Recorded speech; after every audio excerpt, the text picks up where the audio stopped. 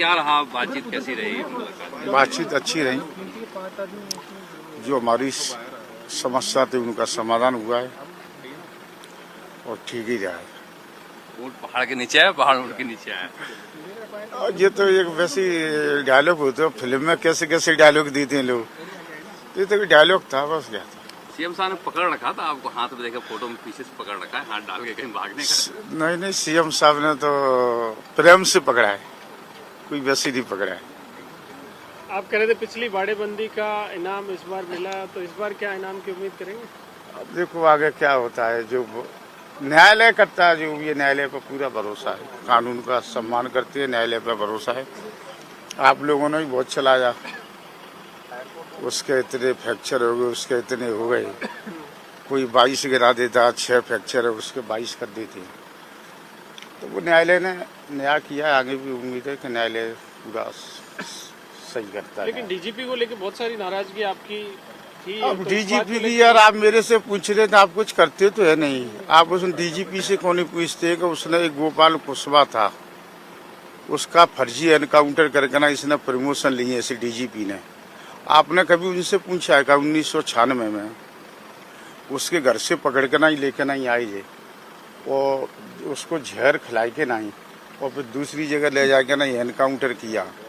कभी आपने उनसे पूछी है जाके नहीं, कि सिर्फ मेरे से ही पूछते हैं? आपने सीएम साहब से कही ये बातें? मैंने तो सीएम साहब से कह दी, आपका भी एक दायित्व बनता है, आप जिम्मेदार हैं, मीडिया की एक जिम्मेदारी बनती है, चौथा स्तंभ है आपका, कि आप लोग किसी को न्याय नहीं दिला सकते हैं, कि आपकी भी ड्यूटी बनती है कि आप किसी को न्याय दिलाएं। एक उदयपुर का एक लड़का था भिंडर का, उसका मर्डर हुआ था धौलपुर में 1996 में, और एक सिपाही उसमें गवाही था, राम निवास करके नहीं। उसने जाकर ना एसपी साहब को बताया कि साहब ऐसी ऐसी बात है, ऐसे ऐसे जसवंत ने को मर्डर किया है 1996 में, और इस जगह पे मर्डर हुआ है। तो ये तो रिकॉर्ड की चीज़ है, मैं मौजवानी बोल रहा हूँ, आप रिकॉर्ड भी ले सकते हैं। 1996 में वो पुलिस में सिपाही था, तो उसका तबादला कहाँ कर दिया? अलवर, ये उसको नाम मिल गई। क्यों होता? और अलवर से ले जाएगा नहीं, फिर वहाँ पर कर दिया उसको सवाई माधोपुर, ठीक है ना। क्यों मर्डर हुआ था? मर्डर हुआ, उसका 3-4 पत्नी है, उसको लेकर ना एक वो ड्राइवर भगा ले गया।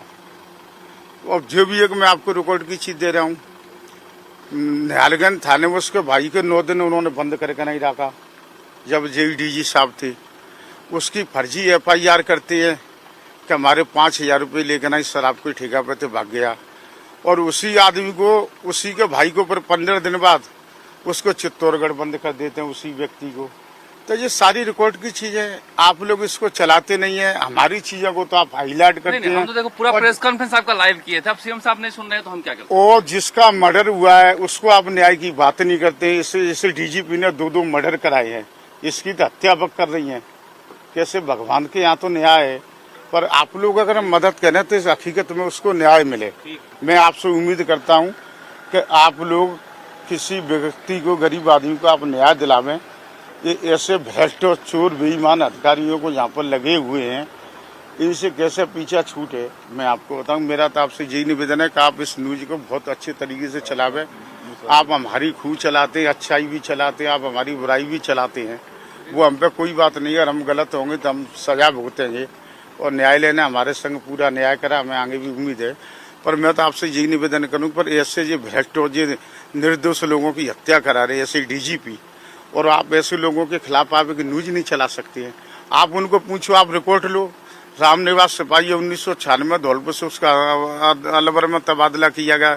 ये रिकॉर्ड की चीजें, बिना रिकॉर्ड को तो मैं वो नहीं जाऊँ। आपने उस दिन भी बताई, लेकिन सरकार आपकी है, सरकार आपकी है, डीजीपी को उठा भी सकते हैं, बदल भी सकते हैं, कार्रवाई भी हो सकती है। आप क्यों नहीं इसको आवाज उठाते? सीएम अब हम लोगों ने तो आपके माध्यम से कितनी आवाज उठाई है। कल मिले थे सीएम साहब से, बोले आप?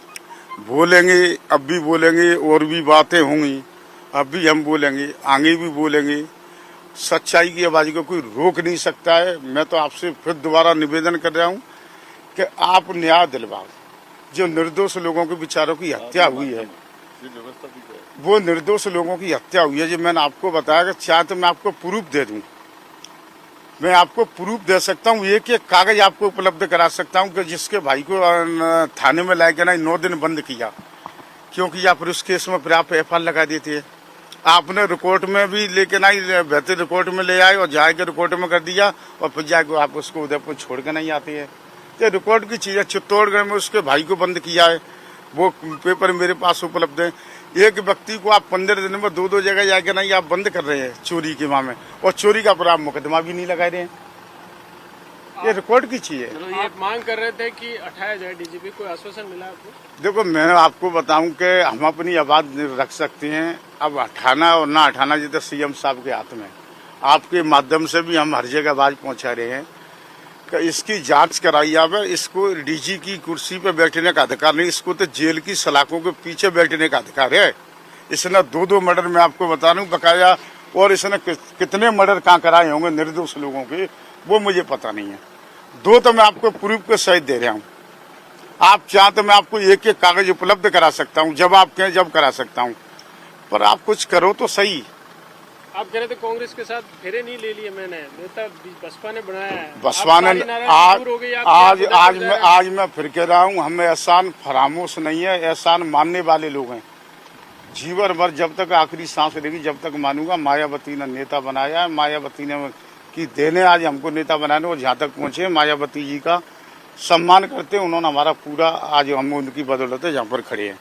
कई लोग गद्दार लोग नहीं है। कई लोगों की वहाँ तबीयत भी खराब हो गई, तो रोटी वहाँ ठीक लगेगा होटल की? अब देखो यार, हम तो देसी आदमी, गांव के रहने वाले किसान परिवार के लोग, हमको टाटा बिल्ला हतनान को राजा महाराजा घर में जन्म ना ले लो, को राजनेता घर में जन्म ना ले लो, किसान आदमी है। होटल की रोटी खा के थक गया, जाने का मन नहीं करता। ये बात तो सही है कि होटल की रोटी हमें अच्छी नहीं लगती, घर की रोटी अच्छी लगती, पर मजबूरी में सब कुछ खाना पड़ता है।